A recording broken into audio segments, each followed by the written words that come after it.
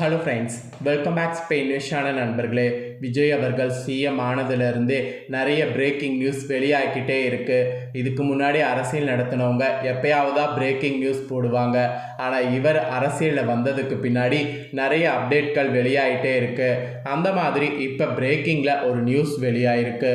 அது என்னன்னா, இவர்களுடைய வங்கி கணக்கில் இனி மாதந்தோறும் 2000 ரூபாய் ஏறப்போகுது அப்படிங்கிற மாதிரி முதல்வர் விஜய் அதிரடி உத்தரவு பிறப்பித்திருக்கிறாரு.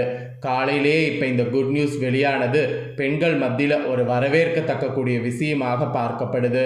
அப்படி என்ன குட் நியூஸு அப்படிங்கிறத இப்போ நான் உங்களுக்கு விளக்கமாக சொல்கிறேன். அதாவது யாருடைய வங்கி கணக்கில் 2000 ரூபாய் ஏறப்போகுது அப்படிங்கிறத இந்த வீடியோவில் சொல்கிறேன். ஸோ விஜய் அவர்கள் போட்ட அந்த அதிரடி உத்தரவு என்னங்கிறத இந்த வீடியோவை பார்த்து தெரிஞ்சுக்குங்க. அன்பு காரங்கங்கள் திட்ட பயனாளிகளுடைய வங்கி கணக்குங்கிற மாதிரி ஒரு புதிய இது உருவாக்கப்பட்டு தலா 2000 செலுத்த தமிழக முதலமைச்சர் விஜய் சமூக நலத்துறை அதிகாரிகளுக்கு உத்தரவை பிறப்பித்திருக்கிறாரு. இதுதான் தற்போது வெளியாகி ட்ரெண்டாக பரவிட்டுருக்கு. அதாவது பெற்றோர் இல்லாத மற்றும் ஆதரவற்ற குழந்தைகள் இருக்காங்கல்ல, அவங்களுக்கு உதவக்கூடிய நோக்கில் கொண்டு வரப்பட்ட இத்திட்டத்தின் கீழ் தகுதியான குழந்தைகளுக்கு 18 வயது அல்லது பள்ளி படிப்பு முடியும் வரை மாதந்தோறும் 2000 நிதியுதவி வழங்கப்பட்டு வந்திருக்கு.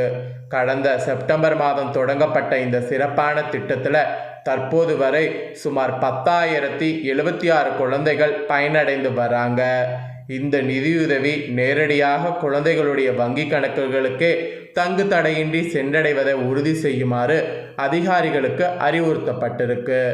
ஆதரவற்ற குழந்தைகளுடைய கல்வி மற்றும் அத்தியாவசிய தேவைகளை பூர்த்தி செய்ய முதலமைச்சர் எடுத்துள்ள இந்த தீவிர நடவடிக்கை பயனாளிகளின் குடும்பங்களிடையே பெரும் மகிழ்ச்சியையும் வரவேற்பையும் ஏற்படுத்தியிருக்கு.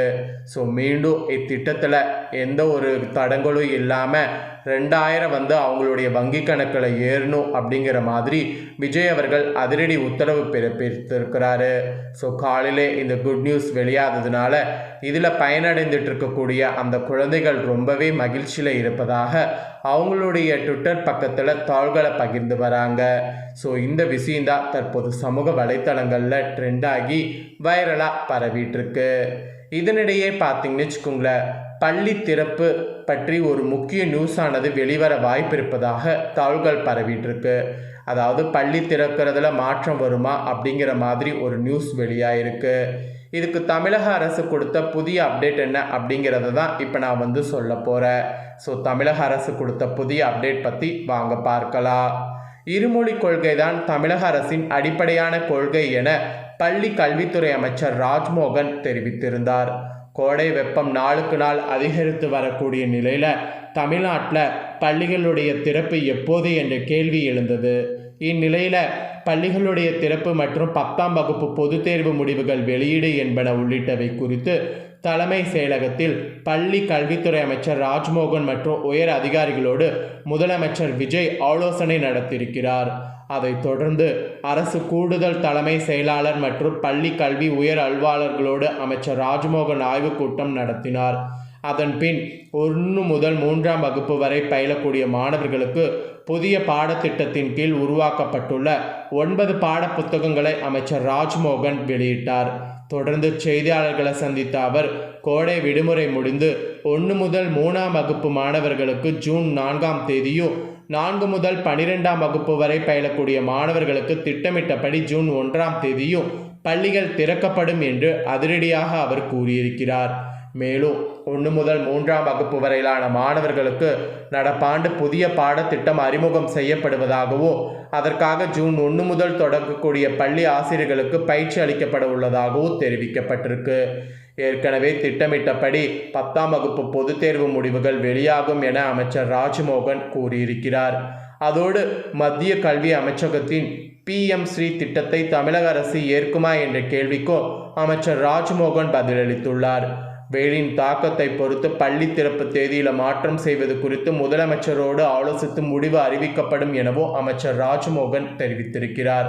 ஸோ இந்த மாதிரி அவர் குறிப்பிட்ட இந்த நியூஸும் மக்களிடையே இப்போ பார்த்தீங்கன்னு வச்சுக்கோங்களேன் வைரலாக பரவிட்டுருக்கு. ஏன்னா ஸ்கூல் ஓப்பன் பற்றி எல்லாருக்குமே ஒரு டவுட் இருந்திருக்கும். இப்போ இந்த வீடியோவில் அந்த டவுட் கிளியர் ஆகிருக்கும். 1 முதல் 3ஆம் வகுப்பு வரை இருக்கக்கூடிய மாணவர்களுக்கு ஜூன் 3ஆம் தேதியும், அப்புறம் 4லேருந்து 12ஆம் வகுப்பு படிக்கக்கூடிய மாணவர்களுக்கு ஜூன் 1ஆம் தேதியும் பள்ளி திறப்பு உறுதியாயிருக்கு. அதோடு பார்த்தீங்கன்னு வச்சுக்கோங்களேன், 1லேருந்து 3 வரையும் படிக்கக்கூடிய மாணவர்களுக்கு பாடத்திட்டங்கள் மாற்றப்பட்டிருக்கு. மற்றவர்களுக்கு அதே பாடத்திட்டம் தான். இந்த மாதிரி தான் நியூஸ் இப்போ ஸ்கூல் பற்றி வெளியாகிருக்கு. இதோடு பார்த்தீங்கன்னு வச்சுக்கோங்களேன், இன்னொரு பிரேக்கிங் நியூஸு வெளியாகிருக்கு. அது என்ன அப்படின்னு பார்த்தீங்கன்னா, விஜய் அவர்கள் கேரளா போகாமல் இருக்கிறதுக்கு காரணம் இதுதான் அப்படிங்கிற மாதிரி ஒரு முக்கியமான மேட்டரானது லீக் ஆகிருக்கு. ஸோ அதை பற்றிய முக்கிய விஷயத்தையும் இப்போ நான் உங்களுக்கு லீக் ஆனதை சொல்கிறேன், அதையும் தெரிஞ்சுக்குங்க. கேரளாவில் 10 ஆண்டுகளுக்கு பிறகு சட்டமன்ற தேர்தலில் காங்கிரஸ் பெரிய வெற்றியை பெற்றிருக்கிறது.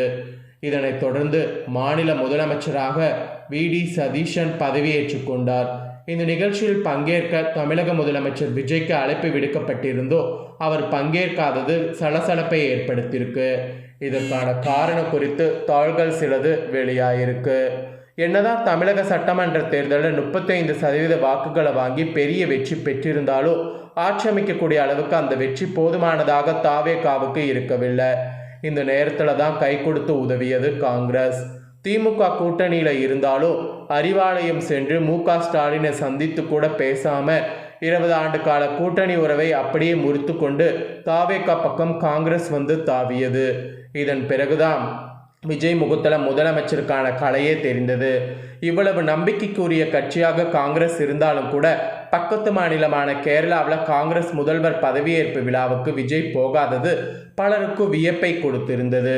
இதற்கு 3 முக்கிய காரணங்கள் இருக்கிறது. முதல் காரணம் விஜய் பதவியேற்பு விழாவில் நடந்த கசப்பான சம்பவம் தான்.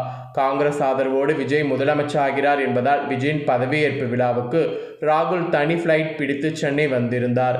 ஆனால் சென்னைக்கு வந்த பின்னர் தான் தெரிந்தது ராகுல் காந்திக்கு விழா மேடையில் இருக்கை ஒதுக்கப்படவில்லை என்று. இதனால் டென்ஷனான ராகுல் காந்தி காதர் தலைகளை கூப்பிட்டு சத்தம் போட அவர்களை தாவேகா நிர்வாகிகள் தெரிவித்து கடைசியில் விஜய்க்கு பக்கத்தில் சீட் போட ஏற்பாடு செய்யப்பட்டது. ஸோ இதுவும் ஒரு காரணமாக இருக்கலாம் அப்படிங்கிற மாதிரி சொல்லப்படுவதாக தாள்கள் பரவிட்டு இருக்கு.